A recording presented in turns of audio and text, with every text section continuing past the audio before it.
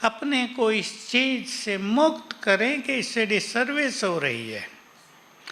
बाबा की डिसर्विस करने वाले तो जब से यज्ञ चला आते ही रहे, लेकिन कुछ हुआ किसी से? जो देवकुल की आत्माएं हैं उन्हें तो आना ही है, चाहे 1000 दीवारें कोई चिनवा दे रास्ते में, वो तो आएंगी। इसलिए इस बात से भारी नहीं होना है। मैं यह आपको एक उदाहरण दिया। परिवारों में ऐसी बहुत सारी बातें हैं जो मन को भारी करती हैं, जो सचमुच खराब हैं।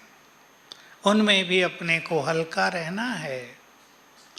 बाबा के कार्य को संसार की कोई शक्ति रोक ही नहीं सकती। सब गाली देते रहें, बाबा को तो छोड़ो। आपको बुरा ना लगे तो बता दूं एक बात, बता दो। मोदी को कितनी गाली दी लोगों ने। एक दिन पेट पे हाथ फेर रहा था भाषण में, क्या भाई हाजमा बहुत जबरदस्त है मेरा। 56 गालियां दी हैं लोगों ने, सब हजम कर ली मैंने। मैं सोचने लगा ये भी एक अच्छा योगी है ना। मैं कहा योगियों को गाली दे दे तो 2-4 देने के बाद गालियों की बौछार करना शुरू कर देंगे। हमें हल्के रहना है। इसलिए एक सिद्धांत पक्का कर लेंगे, उन चीजों को स्वीकार कर लें जिनको हम बदल नहीं सकते, तो हल्के रहेंगे। उसमें बाबा की सर्विस डिसर्विस, ये हो रहा वो हो रहा, पड़ोसी क्या कहेंगे, लोग क्या कहेंगे, ये भूल जाएं। ऐसी बातों से वही दुष्प्रभावित होते हैं जिनका भाग्य अच्छा नहीं है। और जिनका भाग्य अच्छा, वो तो बल्कि ये सोचेंगे कि ब्रह्मा कुमारियों के कारण गड़बड़ हो गई, मैं चल के तो देखूं क्या है वहाँ। वो आ जाएंगे, उनके लिए मार्ग खुल जाएगा। ये उन दिनों बहुत होता था जब आर्य समाजी बहुत विरोध करते थे, अब से 40 साल पहले से पहले। तो कई लोग इसलिए आते थे कि आर्य समाजी बहुत विरोध करते हैं ब्रह्मा कुमारियों का, मैं देख के आऊँ क्या है वहाँ, और फिर आ जाते थे पक्के। तो पहले साक्षी भाव बढ़ाना है, हल्कापन बढ़ाना है, बहुत इम्पोर्टेंट बात है। और कुछ चीज़ों को स्वीकार करना है। अब वो समय है जिसने अब अपनी स्थिति बिगाड़ ली, उसकी स्थिति को ठीक करने के लिए कोई भी समर्थ नहीं होगा, स्वयं शिव बाबा भी नहीं। वो भी कहेगा अब मैं तो साक्षी हूँ। कल परसों मुरली में है ना, परसों अभी साथी हैं फिर साक्षी हो जाएंगे, वो समय चल गया है। इसलिए योगी बनने के लिए पहले जहाँ हम रहते हैं वहाँ के प्रभावों से हम मुक्त रहना सीख लें। अनेक बातें हैं घरों में आपके, कोई किसी से परेशान, कोई किसी से परेशान। घर में उसके ही सब कुछ अच्छा है जो, भाई उत्तर देंगे, नहीं बाबा के बच्चों में भी गड़बड़ है। घर में उनके ही सब कुछ अच्छा है जिनकी स्थिति अच्छी है, नहीं है तो खेल बिगड़ता है। मैंने कल एक छोटी सी बात नीचे क्लास में सुनाई। एक माता जी का फोन आया, हम पक्के ब्राह्मण और लौकिक में भी नॉन वेज कभी नहीं खाने वाले। अभी बच्चा है या पोतरा है, 10वीं क्लास में पढ़ता है, कहता है मुझे तो नॉन वेज खाना है, बना के दो। अब देखो एक परिस्थिति आती है ना। लेकिन ये माता बहुत स्ट्रॉन्ग, मेरे कहने से पहले ही मैंने उसे पूछा तो तुमने क्या किया, मैंने उसे कह दिया खाना है तो खुद बना लो। मैंने कहा नहीं, इससे भी अच्छी बात कहो, इस घर में नॉन वेज नहीं आएगा, खाना है तो बाहर जाके खाओ। स्ट्रॉन्ग है ना। आखिर उस छोटे से बच्चे को झुकना पड़ा। और कई माताएं दुखी हो जाएंगी, हाय मेरा पोतरा, अब बेचारे को इसको तो खाना है, कैसे ना खिलाऊं, मैं ही खिला देता हूँ, चलो मैं ही खिला देती हूँ। ऐसे भी कर लेंगी ना माताएं, कर लेती हैं। करेंगे या नहीं करेंगी? सच सच बताओ, मुझे तो लगता है कर लेंगी। नहीं, स्ट्रांग हैं कविता दीदी आपका। ये तो कहाँ बहादुरगढ़ वाले बहादुर तो हैं, ये तो पक्का है। तो इन सब बात मैं आपको ये बातें इसलिए सुना रहा हूँ, आजकल ये बातें बहुतों की स्थितियों को बिगाड़ रही हैं, लेकिन हमें थोड़ा स्ट्रांग होना है। अच्छा तुम्हें करना भी है ना। मान लो कोई ऐसी स्थिति भी हो गई कि भाई वो घर में ही बनाएंगे, वो पावरफुल हैं, अपने को उससे डिटैच कर लेना चाहिए। अपने को उनकी स्थिति से बिगड़ना नहीं चाहिए। हमारे अच्छे संकल्प भी स्थिति बिगाड़ देंगे। कौन सा अच्छा संकल्प? आप सोचेंगे अच्छे संकल्प कैसे स्थिति बिगाड़ेंगे। मैं बाबा को रोज भोग लगाती थी, अब ये नॉन वेज बनाने लगे, मैं भोग ही नहीं लगा सकती, हाय मेरी तकदीर। बाबा क्या कहेगा, बिगाड़ लिया सारा खेल। लेकिन कोई और मार्ग निकाल ले, सेंटर में भोग लगवाने लगे। तो मार्ग निकालना है योगी जीवन के लिए। पहला अभ्यास मैं आपको छोटे छोटे अभ्यास बता देता हूँ। और अच्छे योगी वही बन सकते हैं जो कर्म योगी बने। बैठ के योग करने वाले आज तक कभी योगी नहीं बने यज्ञ के इतिहास में। 83 ईयर्स हो गए, 83 हो गए ना। अब तक कोई योगी नहीं बना बैठ के योगी योग करने वाले, जिन्होंने योग को कर्म से जोड़ा। पहली चीज मैं वही बातें आपको सिखा रहा हूँ जो आप जानते हैं, कुछ नया नहीं। उसको जोड़ दें जीवन में। कर्म करते हुए बाबा मेरे साथ है, वो करण करावनहार है। लिख लो जो लिखना चाहते हैं। वो करण करावनहार है। इसको केवल 2-3 बार याद करना, ज़्यादा नहीं। कैसा नहीं सारा दिन रटते रहना है। आपने 3 बार याद कर लिया इसको बस, तो आपको पता चलेगा, अनुभव होगा बाबा साथ है। ये प्रश्न पूछते हैं कई लोग कि बाबा साथ है, इसका अनुभव कैसे करें? इसके अनुभव की विधि है, इसको याद रखना कि बाबा मेरे साथ है। और अच्छा संकल्प कर सकते हैं, बाबा 1000 भुजाओं सहित मेरे साथ है। बहुत अच्छे अनुभव होंगे। केवल अटेंशन देने की जरूरत है। दूसरा अभ्यास बहुत सरल और बहुत सुंदर। आप काम कर रहे हैं, आप अपने घर की सफाई कर रहे हैं, आनंद लो उसका। पहली चीज जो मनुष्य को सीखनी है, हर कर्म का आनंद लेना। हो क्या रहा है, हम काम एक कर रहे हैं और बुद्धि दूसरे तीसरे काम भी कर रही है, इससे बचें। तो हर कर्म का आनंद लेना है। और मान लो आप सफाई कर रहे हैं, झाड़ू लगा रहे हैं, अभ्यास करो, मैं आत्मा यहाँ बैठी हूँ, हाथ से काम करा रही हूँ। बिल्कुल सिंपल। इसको भी सारा समय रटने की जरूरत नहीं, 2-3 बार याद कर लिया। कर्म मनुष्य को ऐसे कई करने हैं सारे दिन में जिसमें बुद्धि ज़्यादा नहीं चलेगी।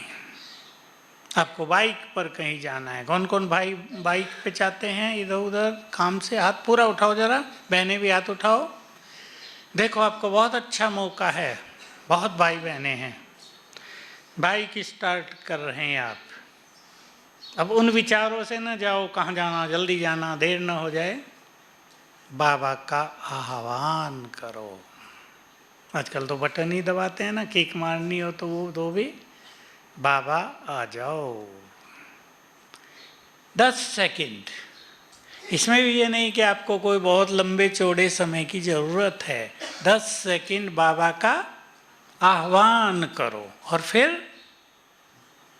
नहीं, इसे छोड़ दो, ये स्लिप हो रहा। फिर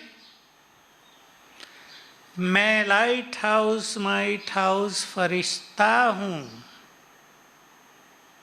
इस संकल्प को करके बाइक पर यात्रा करो। मेरे अंग अंग से लाइट माइट फैल रही है।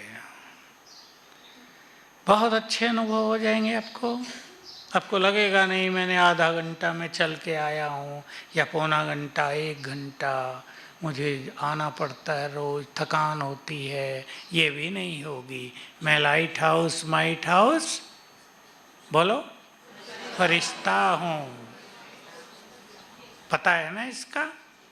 बस इम्पोर्टेंट चीज ये है कि अपने पुरुषार्थ की एक सुंदर प्लानिंग करेंगे।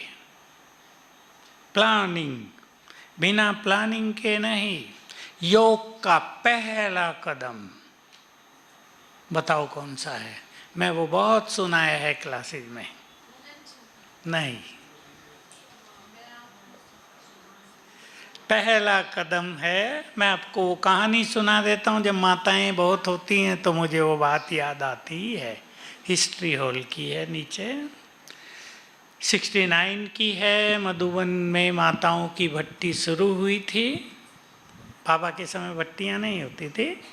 बाबा ये संकल्प देकर गए थे। सामने जो बिल्डिंग बनी ना शांति स्तंभ के पीछे जो कमरे हैं ना, वो सिंगल स्टोरी थी, नीचे नीचे की। तो बाबा के समय में ही बाबा ने वो ऊपर की भी बनवाई और कहा यहाँ ट्रेनिंग शुरू करनी है। कई बार अव्यक्त बाबा भी वहाँ आए। इस तरफ एक बड़ा सा रूम है, उसमें आए बाबा मधुबन वालों के लिए। तो ट्रेनिंग हुई, वो भट्टी हुई। थोड़ी माताएं आती थी तब तो 70-80 आ गई, बहुत हुआ। हम सब खुश हो जाते थे, बहुत माताएं आ गई हैं, भर गया है मधुबन। तो ओपनिंग करने बाबा आते थे, अव्यक्त बाबा। भट्टी की शुरुआत करने अव्यक्त बाबा आते थे। आए और माताओं से पूछा, बाकी मुरली तो मुझे याद नहीं, पर ये बात सदा याद रही तब से, क्योंकि ये बहुत नशे की बात है। और तब से ही मुझे इसकी अवेयरनेस, इंग्लिश में कहते हैं, जागृति हो गई। बाबा ने कहा, तुम सब कहती थी हे भगवान जब इस धरा पर आओ हमें अपना बना लेना।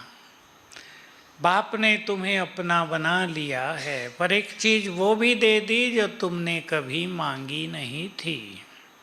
क्या दिया? तो तब तो छोटा क्लास होता था और सबसे बाबा पूछ रहे क्या दिया, क्या दिया। माताएं भी अच्छे उत्तर दे रही थी। किसी ने कहा अमृत पिलाया, ज्ञान दिया, दृष्टि दी, प्यार दिया, वरदान दिए, सुना रही थी। बाबा ने बहुत अच्छी दृष्टि सबको देकर और कहा, क्या कहा? मैं भी तुम्हारा हो गया। है ना नशे की बात? भगवान खुद सिखाता है, उसने खुद पढ़ाया हमें, एक एक चीज सिखाई। तुम कहाँ गलती कर रहे हो और क्या करो। राजयोग पूरा बैठकर सिखाया सामने, दृष्टि दे दे कर करेक्ट किया एक एक बात को। मैं भी तुम्हारा हो गया। तो सबसे पहला योग का कदम और शायद आखिरी कदम भी यही होगा कि जो भगवान है वो मेरा है। और आखिरी कदम क्या होगा? उस पर हमारा अधिकार, उस पर भी अधिकार और उसकी शक्तियों पर भी अधिकार, उसके वरदानों पर भी अधिकार। उसकी संपूर्ण शांति मेरी, उसका संपूर्ण प्यार मेरा, उसकी सारी शक्तियाँ मेरी। तो इसको चिंतन में लाना है। ये चिंतन है, अपनापन बढ़ जाएगा, संबंध समीप हो जाएगा और ये बहुत सुंदर योग है। ये नशा है, ये मग्न अवस्था है। इसमें कोई बैठ के एकाग्र होने की जरूरत नहीं है। योग उनका नहीं लगता जो योग लगाना नहीं जानते। ध्यान दे मैंने क्या कहा। योग उनका नहीं लगता जो योग लगाना नहीं जानते। ध्यान लगाते हैं शिव बाबा पर। बाबा ने शुरू में ही बता दिया था, मैं भी लगाया करता था। बाबा ने बता दिया ध्यान लगाना योग नहीं है। चिंतन में लाओ इसको, तो मन भटकेगा ना। देखो योग में हमें मन और बुद्धि दोनों को यूज करना है। मन से सोचना और बुद्धि हमारा तीसरा नेत्र है, उससे बाबा के स्वरूप को देखेंगे। चाहे अब वतन में, सूक्ष्म वतन में बाप दादा के सामने हम जाएंगे तो सब सीन देखेंगे ना, बाप दादा हैं, दृष्टि दे रहे हैं या वरदान दिया है। तो चिंतन बहुत आवश्यक है। और सुंदर चिंतन कौन कर सकता है इस संसार में? चाहे ज्ञान का चिंतन हो और चाहे इस तरह योग युक्त होने के लिए चिंतन हो। कौन कर सकता है सुंदर चिंतन?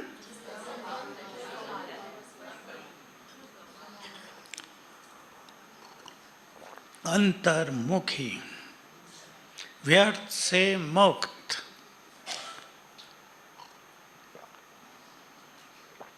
चिंतन शक्ति तो सबके पास है या नहीं? बोलो। या माताएं बुजुर्ग कहेंगी चिंतन होता नहीं अपने से, तो बोलो।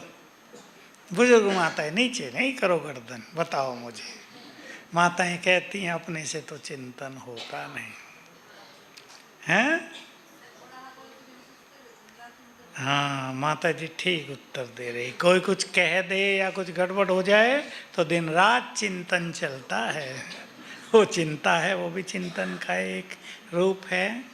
हम जितना जितना उन चीज़ों से अपने को मुक्त करेंगे तो हमारे मन की और मस्तिष्क की शक्तियाँ ज्ञान के चिंतन में, इस तरह के चिंतन में सफलतापूर्वक काम करेंगी। तो मेरा है वो, इसको अपनी फीलिंग में बढ़ाते चलें, सभी बढ़ाते चलें। बैठने की जरूरत नहीं इसमें, ये योग युक्त स्थिति बनाएगा। योग युक्त स्थिति के लिए मैं एक दो चीज आपको बता दूं। किसे योग युक्त स्थिति कहते हैं? जितना जितना योग सफल हो रहा है हमारा, उतना उतना हम तेरे मेरे से मुक्त होंगे, उतना उतना हम छोटे छोटे व्यर्थ के संकल्प, व्यर्थ की बातों से ऊपर रहेंगे। इस संसार को देखते हुए इससे ऊपर रहेंगे। संसार में यदि आकर्षण बहुत है, मानशान के पीछे यदि आत्मा बहुत भाग रही है, इच्छाएं बहुत हैं, इच्छाओं के अलावा भी एक चीज़ और है इस संसार में देखने में आती है, महत्वाकांक्षी। बहुत कुछ जल्दी चाहने की इच्छा, आगे निकल जाऊं, सबको पीछे कर दूं। एक तो है आगे निकलना, लेकिन दूसरा संकल्प होता है सबको पीछे कर दूं। क्यों भाई? उनको पीछे किए बिना भी तो आगे जा सकते हो साइड से निकल के। ये महत्वाकांक्षाएं, ये तृष्णाएं, ये योग युक्त आत्मा की निशानी नहीं है। योग युक्त माना न्यारे और प्यारे, इस संसार से उपराम होने लगे, कर्मेंद्रियों को जीतने लगे। बड़ी बड़ी बातें हम कर रहे हैं थोड़ा, पर आपको जानना चाहिए ये योग युक्त स्थिति है। इसको ही विधेयी स्थिति कहते हैं। इन सब स्थितियों को पाने के लिए एक तो मेरा बाबा, वो मेरे साथ है। अब तीसरी इंपॉर्टेंट चीज है आत्मा का अभ्यास। इसको थोड़ा ठीक से समझ लेना है। अशरीरी होने का अर्थ ये नहीं कि हम डेड हो जाएंगे। ये प्रश्न सामने आता ही रहता है, पता नहीं कौन सिखाता है या कोई बताता है या कहीं गलत फहमी हुई। किसने कहा हम तो कभी अशरीरी नहीं हुए, 10 साल से ज्ञान में हैं। मैंने पूछा क्यों, क्या समस्या है? तो समझ में मुझे आ गया कि कुछ गलत है इनके अंदर, इस परिभाषा ठीक से पता नहीं। मैंने कहा किसे कहते हैं अशरीरी? हमें तो बताया गया है अशरीरी हो जाएंगे तो कोई सुई भी चुभाएगा पता नहीं चलेगा। तो कहा हम तो कभी होते ही नहीं, हमें तो मच्छर भी काटता है पता चलता है, फट से मार देते हैं। कईयों ने कहा मच्छर काटे, मक्खी काटे, कुछ पता नहीं चलेगा। ये अशरीरी की बात नहीं है, गलत डेफिनेशन। अब वो बेचारे रोज मेहनत कर रहे हो, रोज सूखे रह जाते हैं, अनुभव ही नहीं होता अपने को तो अशरीरी होने का। कल भी 2 ऐसी माताएं मिली 5 साल से ज्ञान में, हम तो कभी अशरीरी हुए नहीं। मैंने कहा क्या बात है, सुन्न होते ही नहीं हम तो। अब बाबा की मुरली में भी आ गया था ना 10-15 दिन पहले, सुन्न हो जाओ, लेकिन 2 दिन बाद में ही प्रभु जी ने देखा है तो गड़बड़ हो गई, तो कहा सुन्न होने की जरूरत नहीं। अब बाबा किस भाव से कौन सी बात कहता है लोग उसको समझते नहीं हैं। उन्होंने कहा हम तो कभी सुन्न होते ही नहीं। मैंने कहा सुन्न क्या है, कल शाम की बात है। सुन्न क्या है, सुन्न माना आसपास जो कुछ हो रहा है उसका पता ही न चले। अब जहाँ वो मेरे से बात कर रही थी वहाँ चिड़ियाएँ बहुत चहक रही थी शाम को, सूरज डूब रहा था, चूं चूं चूं चूं। मैंने कहा सुन रहा है, अब उन्हें ख्याल चला अब सुना है। इससे पहले जब मेरे से बात हो रही तो सुन नहीं रही थी, क्यों, विचार कहीं और थे, बस यही है। इसका अर्थ है नहीं हम डेड हो जाएंगे, सुन्न हो जाएंगे। इतना अभ्यास करना है, अटेंशन ये देना है कि हमें ये नेचुरल फीलिंग रहने लगे, मैं आत्मा हूँ, ये मेरा शरीर है। जैसा ये शरीर है ऐसे मैंने 84 लिए हैं, छोड़े हैं, बस मैं ये नहीं हूँ, आत्मा हूँ। और आत्मा के जो सब गुण बताए वो याद कर लो। इसकी प्रैक्टिस भी चलते फिरते करते रहें। इसके लिए भी ज़्यादा बैठने की ज़रूरत नहीं। और जब बैठें तो अपने आत्मिक स्वरूप को देखें, विजुअलाइज करें। मैं स्वराज्य अधिकारी हूँ। जैसे बाबा की मुरली में अभी 4-5 दिन पहले आया, जैसे जैसे तुम्हारे अंदर ज्ञान और योग बढ़ता जाता है तुम्हारी चमक बढ़ती जाती है। तो आत्मा की चमक बढ़ती है, उसका प्रकाश दूर दूर तक जाता है। वो प्रकाश दिखता नहीं पर वो चेहरे पे अवश्य आता है। चेहरा बहुत खुश, बहुत आनंदित स्थिति है, बहुत शांत स्थिति चेहरे से प्रतीत होगी ना। तो हम आत्मा के स्वरूप को देखा करें, चलते फिरते भी देख सकते हैं, लेकिन लक्ष्य ये हो ये देह अलग मैं अलग, बस। इसमें हम डेड हो जाएंगे, सुई भी कोई चुभा देगा पता नहीं चलेगा, ये सब नहीं। इसे ऊपर आ जाओ। जिसको बहुत अच्छे योगी बनना हो, अब वो एक बात जो मुरलियों में बहुत आती है और पिछले 2-3 मास में बहुत आ गई, दूसरों को देखो तो क्या देखो, आत्मा। ये प्रैक्टिस बहुत इम्पोर्टेंट प्रैक्टिस है। क्यों इम्पोर्टेंट है? केवल इससे प्योरिटी बढ़ेगी ऐसा नहीं, इससे मन की एकाग्रता भी बढ़ जाएगी। मन का भटकना बंद। जिसका मन बहुत भटकता हो, मैं 3 विधि उनके सामने रख रहा हूँ। 2 तो ये, मैं आत्मा हूँ, आत्मा देखना, लेकिन तीसरी विधि है जिनसे ये दोनों नहीं होते, क्योंकि जिसका मन बहुत विचलित हो जाता है उनसे ये दोनों अभ्यास भी नहीं। मैं आत्मा हूँ तो क्या हुआ, हूँ, और परेशान से हो जाएंगे। मैं हूँ आत्मा, क्या हुआ, इससे मज़ा तो आया नहीं। तो सवेरे उठते ही 108 बार लिख दें, मैं मास्टर सर्वशक्तिवान हूँ, बहुत फायदे होंगे। इस एक संकल्प का प्रयोग हमने हजारों से तो मैंने ही कराया होगा और रिजल्ट बहुत ही अच्छे रहे हैं। क्यों रिजल्ट अच्छे होते हैं? हमारे हर संकल्प से, अब ध्यान से सुन लेंगे सभी, मैं इस ढंग से बोलूँगा कि भोली भोली माताएं भी समझ सकेंगी। हमारे हर संकल्प से शक्ति पैदा होती है। हमारे हर संकल्प में क्रिएटिव एनर्जी है, एनर्जी जनरेट हो रही है हर संकल्प से।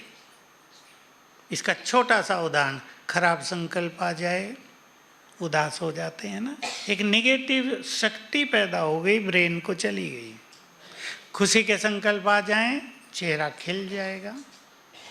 हर संकल्प से शक्ति पैदा होती है, और इस संसार में सबसे शक्तिशाली संकल्प है मैं मास्टर सर्वशक्तिवान। इससे पावरफुल संकल्प दुनिया में कोई नहीं है, ये पहले नंबर का संकल्प है। तो जब कोई इसे बैठ के लिखेगा, 1-2-3 दिन एकाग्र होने में लग सकते हैं, धीरे धीरे मन वहीं आ जाएगा, और इससे ब्रेन को एनर्जी मिलने लगेगी। और इसमें एक सिद्धांत काम कर रहा है, इस सृष्टि में आप उसे सुन लें, और जो बहुत बुद्धिमान अच्छे हैं, चिंतन करते हैं, वो जरा चिंतन कर लें। जो हम सोच रहे हैं उसके वाइब्रेशंस, अब हमने सोचा मैं मास्टर सर्वशक्तिवान हूँ, किरणें फैलने लगी, ब्रेन को गई, शरीर में फैलेंगी, वो बाहर फैली, आपके घर में फैल गई, फिर और बाहर गई, प्रकृति में फैलने लगी। हवा है, हवा में फैल गई, अग्नि है, सूरज की अग्नि फैली हुई ना सारे संसार में, उसमें समाने लगी, पानी भी सब जगह है, उसमें समाने लगी, आकाश तो है ही, धरती पर पैर हैं, पांचों में समाने लगी। अब ये संकल्पों की किरणें और प्रकृति दोनों मिल गए ना। अब देखो, आपने पानी में नींबू की बूंद डाल दी, दोनों मिलेंगे ना, तीसरी चीज बन जाएगी ना। तो ये हमारे वाइब्रेशंस प्रकृति में मिले, तो प्रकृति ने हमें वही चीजें निर्माण करके वापस दे दी, कई गुना करके। ये क्रिया प्रतिक्रिया निरंतर चल रही है।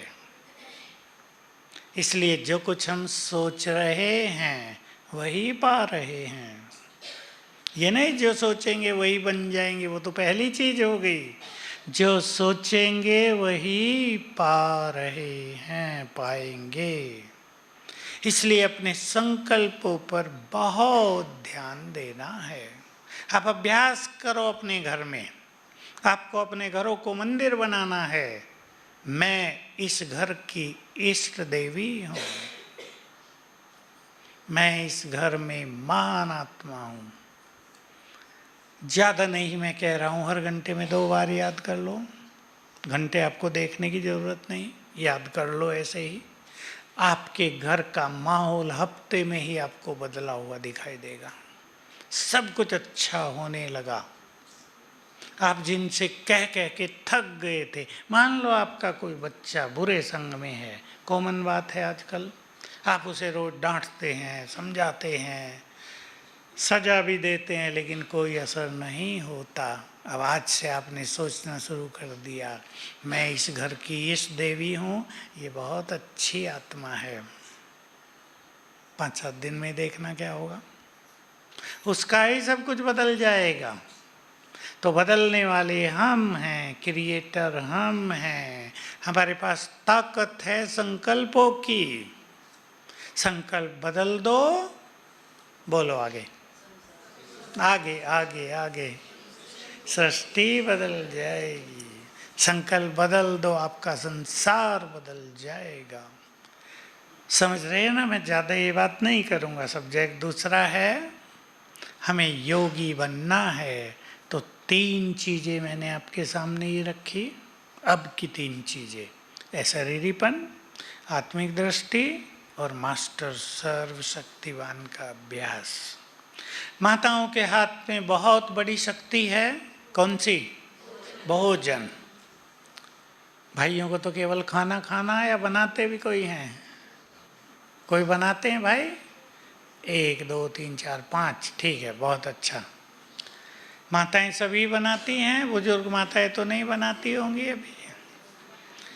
आप सभी भोजन बनाते हुए 3 बार यदि याद कर लें, मैं परम पवित्र आत्मा हूँ, तीनों टाइम, 3 बार नहीं, तीनों टाइम, बहुत बार, तो आपको और कुछ करने की जरूरत ही नहीं पड़ेगी। अब सुने आप, आपने भोजन बनाना शुरू किया, बाबा का आह्वान करो, बाबा को बुलाओ, रोज कुछ अच्छे संकल्प करो, ये मेरा घर बाबा का यज्ञ है, ये भंडारा बाबा आपका है, आपके लिए भोजन बना रही हूँ, ऐसे अच्छे अच्छे संकल्प करो। फिर आपने शुरू किया, मैं परम पवित्र आत्मा हूँ, आपसे किरणें फैलने लगी। आपने 10 बार किया, सब्जी काट रही हैं आप, मैं परम पवित्र आत्मा हूँ, किरणें फैल रही आपके घर में, आपके हाथों से सब्जियों में जा रही हैं। एक फायदा। दूसरा, आपका मन व्यर्थ से मुक्त। या और भी कुछ सोचते रहेंगे, पहले कुछ सोचते रहेंगे पर आदत डाल लेंगे तो यही संकल्प चलेगा। आप अब लक्ष्य बना लो, 100 बार याद करना मुझे। आपके घर में पवित्र तरंगे फैल जाएंगे, आपके भोजन में जिस पे दृष्टि पड़ेगी, हाथ टच होगा, पवित्र वाइब्रेशंस उसमें भर जाएंगे। ये पवित्र किरणें आपके ब्रेन में जाएंगी, ब्रेन में कुछ भी नष्ट हो गया है उसको वो ठीक कर देंगी। कितने फायदे, व्यर्थ से बच गए आप, घर में सुंदर माहौल हो गया। कल क्लास के बाद एक माता ने कहा, मैं अपना भोजन खुद बनाती हूँ, बड़ी आयु की थी, 60 साल की होगी। कहा मेरी बहू आके छू देती है भोजन को, कैसे खाऊं उसको। मैंने कहा तो तुम फिर छू दिया करो, ठीक बात है ना। अब उसके छूने से यदि अपवित्र हो गया भोजन तो तुम्हारे छूने से फिर से पवित्र नहीं हो जाएगा। उसने तो कभी सोचा ही नहीं था कि अच्छा ऐसी बात है क्या, मैं तो परेशान ही रहती हूँ रोज। अब बड़ा परिवार है, कोई ढक्कन उठा के देख लेता क्या ऐसे नाजुक नहीं बनना है। मैंने कहा सब देख के जाए ना तुम्हारा भोजन, तुम्हें खुशी होनी चाहिए, और तुम जब खाओ उसे दृष्टि दे के अभ्यास कर लेना, बाबा की याद कर लेना। सबने जो देखा उस जरूरी थोड़ा है बुरी नज़र से ही तुम्हारा भोजन देख रहे हो। भाई हमारी दादी ने क्या बनाया, बच्चे भी तो आएंगे ना, ढक्कन उठा उठा के देख रहे हैं। इसमें परेशान होने की ज़रूरत नहीं। कई माताएं थोड़ी ज़्यादा नाजुक हो जाती हैं, इसकी ज़रूरत नहीं। इसलिए मैंने उसे कहा, उसके छूने से अपवित्र हो गया, तुम 4 बार छू दो। तो ये आत्मा देखने का अभ्यास, बहुत बड़ा फायदा इससे ये होगा। मैंने ये साकार मुरली में सुना था बहुत पहले ही, दूसरों को आत्मा देखना माना उन्हें करंट देना। हम दूसरों के मस्तक में चमकती आत्मा देखेंगे तो उन्हें हमारे वाइब्रेशंस जाएंगे, उनके हमें नहीं आएंगे, हमारे उन्हें जाएंगे। ये हमारी सेवा होगी। अब आप कहें सारा दिन हम क्या क्या करें, ये भी ये भी ये भी ये भी। आप ऐसे केवल ट्रैफिक कंट्रोल के जो गीत बजते हैं ना, कईयों के मोबाइल में भी हैं, ऐसा एक निश्चित छोटा सा प्रोग्राम रख लो कि जब ये 1 मिनट का गीत बजेगा, हम संकल्प करेंगे संसार में हर मनुष्य के मस्तक के अंदर चमकती हुई आत्मा है, चाहे आप एक ही जगह खड़े हैं। इससे आपकी आत्मिक वृत्ति बन जाएगी। ऐसा ही 2-4 बार दूसरों को आप अपने घर में देख लो, आपके घर में भी तो 2-4 5-7 लोग हैं ना, आत्माएं हैं। आप ऑफिस में हैं, 2-4 बार रुक कर चारों ओर देख लिया करो, सब चमकती हुई मणियाँ हैं। ये हमारी साधनाएं हैं, ये हमें करनी होती हैं। लेकिन अच्छा योगी बनने के लिए सवेरे एक सुंदर सी धारणा सभी कर लें। एक भाई है हमारे यहाँ, ज्ञान वाला है, दिल्ली में है, हमारे संबंध में है। कल मैंने उससे फ़ोन किया, 8 बजे फ़ोन किया, मुझे था कि मुरली में होगा। मैंने कहा क्या कर रहे हो, कहा फिर आप ही बताया, मैं 3:45 उठ जाता हूँ सवेरे और 3:45 से 9 बजे तक का मेरा समय अति सुंदर बीतता है। उसके शब्दों में ही वाइब्रेशंस थे, मुझे समझ में आ गया कि बहुत सुंदर स्थिति में बीतता है। कहा क्लासेस चलती रहती हैं, मैं बाबा की याद में अकेला ही रहता है, मैं बाबा की याद में अपने सब काम करता रहता हूँ और 9 बजे तक मैं लक्ष्य रखता हूँ और कुछ नहीं। 9 बजे तक मैं और बाबा, उसका ज्ञान, सुंदर विचार, तो मैं तो चार्ज हो जाता हूँ रोज। तो एक नियमबद्ध तरीके से चलने का तरीका बना लेना चाहिए। आप लक्ष्य बना लो 4 बजे से 8 बजे तक हमें ये समय अपने को देना है। भले ही कामकाज भी आपको करना हो, आपको बच्चों को तैयार करना और कुछ काम करना, ठीक है वो सब, लेकिन अपने को चार्ज कर लेना है इन 4 घंटों में रोज। जिस घर में सवेरे आत्म ज्योति जगती है वो घर, बोलो आगे आपको बोलना, विघ्नों से मुक्त, समस्याओं से मुक्त, और ऐसा घर लाइट हाउस बन जाएगा। मुझे तो बहुत क्लियर दिखाई देता है। बाबा के बहुत सारे सेवा केंद्र लाइट हाउस माइट हाउस बनेंगे। हमारे ये तीनों बड़े स्थान यहाँ के महान तीर्थ बनेंगे। अब आ गए हैं हम वहाँ। कोई स्थान ऐसा बनेगा अब जो मुझे तेज संकल्प आते हैं आजकल, जहाँ लोग आएंगे बीमारी ठीक हो जाएंगी, और बीमारी 4-5 की ठीक हो जाए तो सारे शहर में प्रचार होने में कितनी देर लगती है। अगले दिन माताएं प्रचार कर देंगी सब जगह, तुम्हें जुकाम बहुत होता है ना, अरे वहाँ जाओ, बैठो जाके बाबा के कमरे में, तुम्हारा जुकाम सदा के लिए ठीक हो जाएगा। माताएं सबसे अच्छी पत्रकार हैं ना, फटाफट प्रचार हो जाएगा। कुछ बाबा के केंद्र ऐसे बन जाएंगे, हाँ, जहाँ लोगों के विघ्न नष्ट हुआ करेंगे। ऐसे ही ये मधुबन ऐसी धरणी बन जाएगा। ये बाबा के शब्द हैं। यहाँ लोग कदम रखेंगे, बाहर सड़क से गुजरेंगे ना, जादू की नगरी में आ गए। कहाँ आ गए? फरिश्तों की दुनिया है।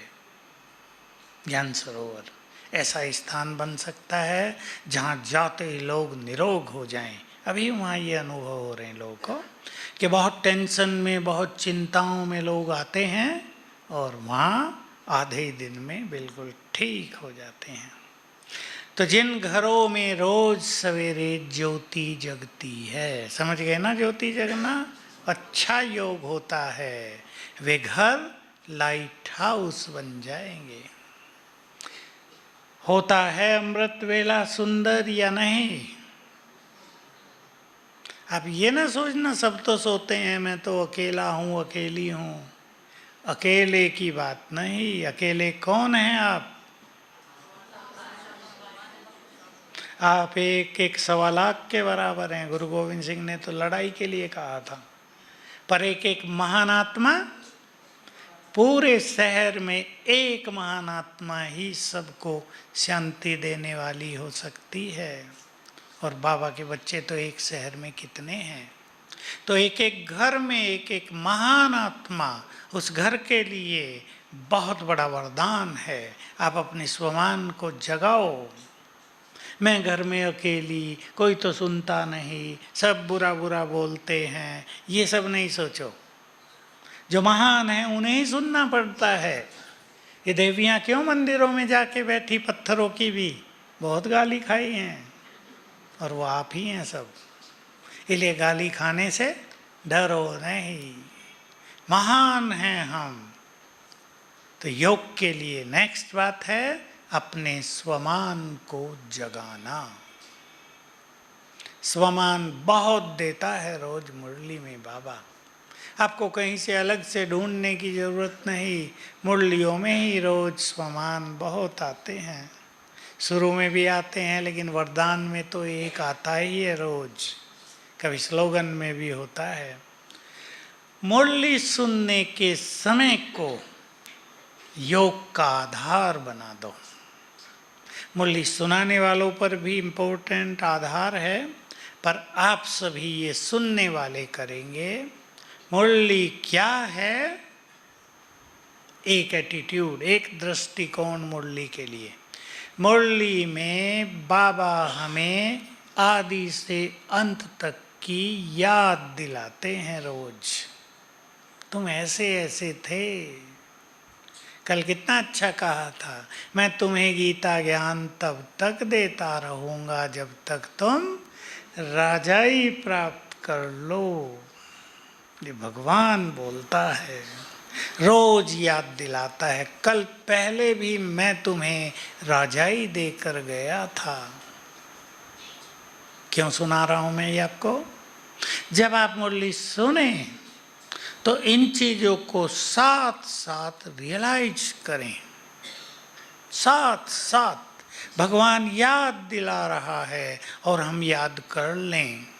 कोई आपकी सखी आ जाए जो बचपन से साथ रही हो, अब 30 साल के बाद मिली हो, वो आपको याद दिलाए, याद है बचपन में एक दिन खेलते हुए मैंने और तुमने ऐसे किया था, याद आएगा ना? अब 30 साल वो याद नहीं था, याद आएगा, जागृति होगी ना, वो फीलिंग होने लगेंगी तुरंत। बाबा भी हमें 5000 साल की याद दिलाता है। उस स्मृति को रोज ताजा करें। जब बाबा व्यक्त हुए ना, तो एक प्रश्न लोग पूछते ही रहते हैं, और मुरलियों से मुरली के बारे में प्राय लोग ये कहते हैं कि बाबा तो रोज रोज वही बात सुनाता है। तो तब हुआ था कि अब मुरली कैसे चलेगी, बाबा तो अव्यक्त हो गए हैं। तो बाबा ने उत्तर दिया, अच्छा सब कहते हैं ना बाबा रोज रोज यही तो कहता है, तुम आत्मा हो बच्चे, तो हो गए हो आत्मा? नहीं, तो जब तक तुम आत्मा न हो जाओ मैं तुम्हें याद दिलाता ही रहूँगा। यही तो उसकी पढ़ाई का है। और इसी बात को जानने के लिए तो शास्त्र लिखे गए। मैं कौन, फिर भी लोग नहीं जान पाए। देखो छोटी सी बात, मैं कौन हूँ, 6 दर्शन लिखे गए इसके लिए, 6 फिलोसॉफी, भारत के वो दर्शन प्रसिद्ध हैं। मैं कौन, फिर भी जान नहीं पाए। उपनिषद लिखे गए, ऋषियों ने खोज की और बाबा ने एक लाइन में बता दिया, तुम आत्मा हो। फिर भी हम कहते हैं बाबा रोज रोज यही तो कहते हैं। पर जब बाबा कहे तुम आत्मा हो, हम आत्मा हो जाया करें। तो ये होगा मुरली का समय हमें योग युक्त बनाने के लिए। केवल मुरली सुनने नहीं जाएं। देखो 2 चीज़ होती हैं, आपको बहुत क्लियरली समझ में आ जाएगा। हमारी आजकल की जो पढ़ाई है बच्चों की, वो पढ़ाई से कहीं ज़्यादा इन्फॉर्मेशन है। माताएं शब्द को कम जानेंगी, सूचना मिल रही है। हाँ भाई, महमूद गजनवी ने आक्रमण कब किया था सोमनाथ के मंदिर पे? 1025 में सूचना मिल गई। इसके अलावा तो कुछ नहीं, कोई विवेक तो नहीं मिला ना। हाँ भाई, शाहजहां ने राज कब किया? इस सदी में 1600 इतने में गद्दी पर बैठा। विवेक तो नहीं मिला ना, सूचना है। मुरली से भी रोज हमें सूचना भी मिलती है, लेकिन हम उसको सूचना नहीं विवेक बनाएं। मुरली हमारे लिए ज्ञान का सबसे बड़ा विवेक है, विजडम है। ये जितना जितना ये विवेक दिव्य होता जाएगा, मुरली रस देने लगेगी। लगेगा ही नहीं रोज वही मुरली सुना रहे हैं बाबा, वही नहीं सुनाते, रस भरते हैं जीवन में। मुरली से हमारे जीवन में रस भरता चले तो जीवन योग युक्त हो जाएगा। तो मैंने सहज सहज बातें आपको सुनाई। अब कौन करेंगे निरंतर योग का अभ्यास? नहीं, मैं कुछ और पूछ रहा हूँ। वो कर सकेंगे जो प्लानिंग करेंगे। सब माताओं को भी अच्छी प्लानिंग करनी आती है। बच्चे का जन्मदिन मना रहे हों, 10 चीज़ बनानी हो, 2 बजे सब आ जाएंगे, सबको खिलाना पिलाना है, 2 बजे तक सब चीज़ कैसे बनानी है प्लान कर लेंगे या नहीं? बिना पढ़ी लिखी माताएं भी प्लान कर लेंगी और अच्छी प्लानिंग करेगी। श्रेष्ठ पुरुषार्थ की भी प्लानिंग कर लें सभी। ये मुझे करना है। पानी पी रहे हैं? पीते हैं रोज या नहीं? कितनी बार? नहीं, कई माताएं नहीं पीती, 8 बार पीती हैं। 8 बार ही याद करना हर पानी पीने पर, मैं पवित्रता की देवी हूँ। बस कुछ नहीं करना, आप देवी बन जाएंगे। चाय भी तो पीते होगे। चाय पीते हुए चाय में ज़्यादा टाइम लगता है। 5 बार याद कर लेना, मैं फरिश्ता हूँ, सहज। तो अपने कर्मों की एक लिस्ट बना लेना और ये छोटे छोटे अभ्यास अलग अलग कर्मों में करना, जीवन सहज ही योग युक्त हो जाएगा। आपको ज़्यादा बैठना भी नहीं पड़ेगा। ये शिकायत भी नहीं कि टाइम नहीं मिलता।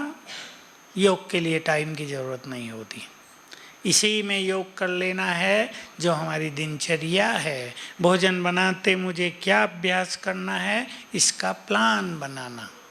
हम ऐसे ही सोचते हैं भोजन खाना है, बाबा ने कहा था आज भी, ये बच्चे याद करते ही नहीं, 2 मिनट याद करते हैं फिर भूल जाते हैं। हमें बाबा को याद करना, इतने से काम नहीं चलेगा।